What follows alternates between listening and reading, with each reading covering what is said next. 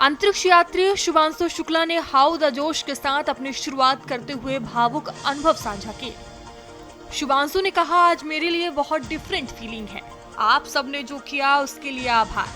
मैं उतना टैलेंटेड नहीं हूँ जितना आप लोग हो। पिछले 1 साल से काम कर रहा था और सही समय पर सही अपॉर्चुनिटी मिली। स्टेशन पर क्या काम किया किसी ने नहीं पूछा। सबने पूछा कि आप एस्ट्रोनॉट कैसे बने। मुझे घर वापस आकर बहुत खुशी मिली और कई सरप्राइज भी मिले। आप लोग भविष्य में बहुत तरक्की करोगे। सपा प्रमुख अखिलेश यादव ने कहा, कहां गए अच्छे दिन। किसी समाज को सम्मान नहीं मिल रहा। पीडीए समाज के साथ अन्याय हुआ है। आप लोग एकजुट होकर एक दूसरे का साथ देंगे और भाजपा का सफाया करेंगे। आज पीडीए के लोग सबसे ज्यादा दुखी हैं। ये सरकार जाने वाली है। आजम खां पर झूठा मुकदमा लगा। गायत्री प्रसाद प्रजापति को न्याय मिलेगा।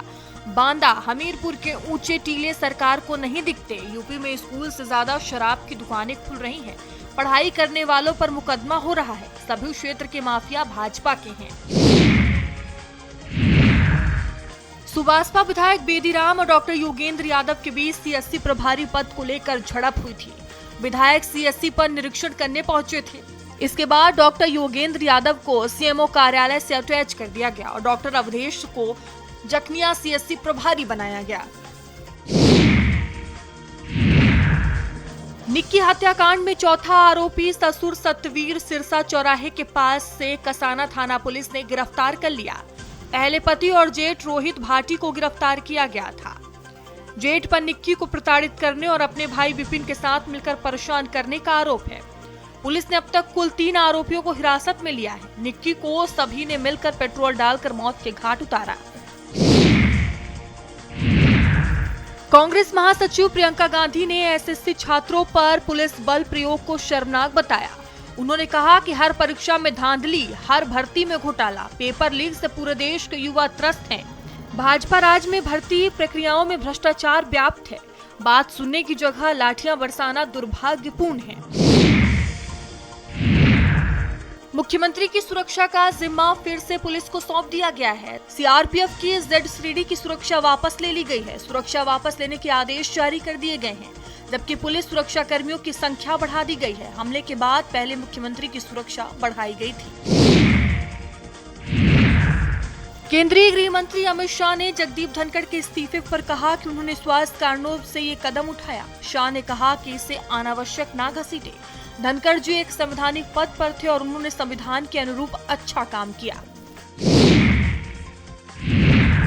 सपा विधायक पूजा पाल ने अखिलेश यादव को पत्र लिखकर समाजवादी पार्टी पर गंभीर आरोप लगाए। उन्होंने कहा, अतीक के परिवार को बचाने के लिए पार्टी से निकाला। मैंने पति की हत्या करने वाले के खिलाफ लड़ाई लड़ी, लेकिन पार्टी ने हत्यारों को टिकट दे दिया। आपने अपराधियों का साथ दिया। सपा ने पाल समाज और मुझे बदनाम किया। पूजा पाल ने गृह मंत्री अमित शाह से न्यायिक जांच की भी मांग की। गृह मंत्री अमित शाह ने 130वें संशोधन पर कहा, जेल से सरकार चलाना सही नहीं। ये बिल संसद में पास होकर रहेगा। कुछ लोग जेल को ही पीएम सीएम आवास बनाना चाहते हैं। विपक्ष चर्चा नहीं चाहता। बिल के विरोध का कारण बताएं। 130वां संशोधन एनडीए के लिए भी है। बिल में 30 दिन में जमानत का प्रावधान है।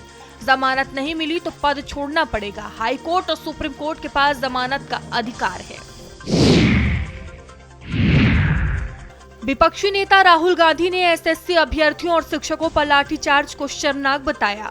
उन्होंने कहा, यह एक डरपोक सरकार की पहचान है। युवाओं ने सिर्फ अपना हक मांगा था, लेकिन सरकार को उनके भविष्य की कोई चिंता नहीं है। यह सरकार वोट चुरा कर सत्ता में आई है और वक्त डरने का नहीं, मुकाबला करने का है।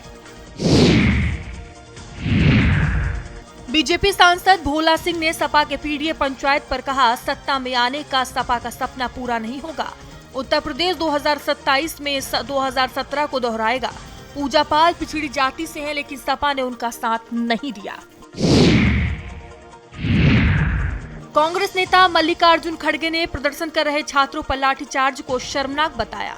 उन्होंने कहा, युवाओं का भविष्य चोरी करना सरकार की आदत है। बीजेपी आरएसएस ने देश की शिक्षा व्यवस्था को ध्वस्त कर दिया है।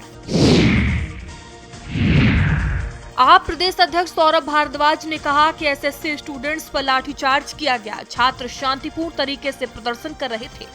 लेकिन दिल्ली पुलिस ने उनके साथ बर्बरता की। उन्होंने आरोप लगाया कि हक मांगने पर भाजपा लाठी से पीट रही है। एल्विश यादव के आवास पर हुई फायरिंग मामले में हिमांशु भाऊ गैंग के 2 शूटर्स को गिरफ्तार किया गया है।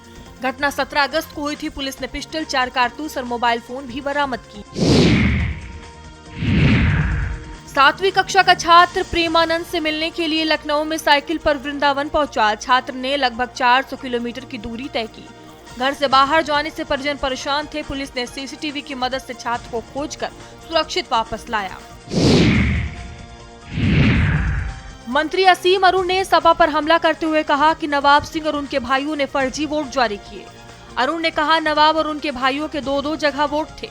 2024 के चुनाव में जमकर धांधली हुई। चुनाव आयोग पर उंगली उठाने वालों ने खुद धांधली की। नवाब सिंह यादव को अखिलेश यादव का करीबी माना जाता है।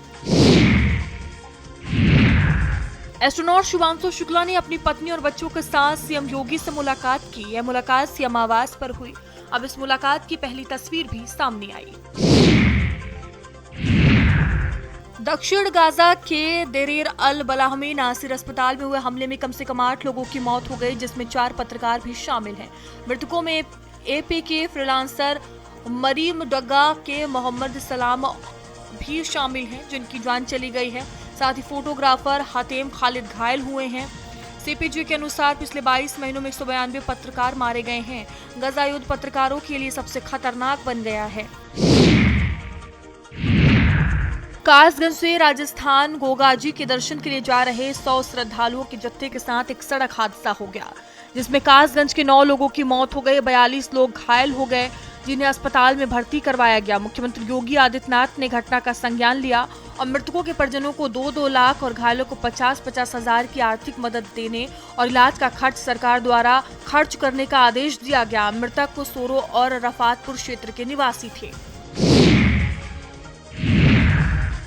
मंत्री असीम अरुण की पोस्ट पर सपा प्रमुख अखिलेश यादव ने सोशल मीडिया पर पलटवार किया। उन्होंने लिखा कि अपनी ही सरकार में धांधली के आरोप लगाने वालों को दिल्ली वाले हटाते हैं या लखनऊ वाले, और सवाल उठाया कि ऐसे आरोप क्यों लगाए जा रहे हैं।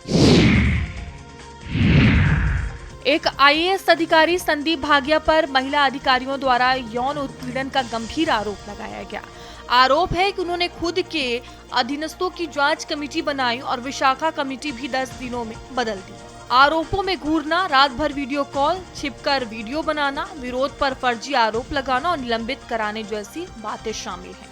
एसजीएसटी में महिला अफसरों के लिए टॉक्सिक माहौल बनाया गया। लिखित शिकायत के बावजूद अब तक कोई भी जांच मामले में नहीं हुई है।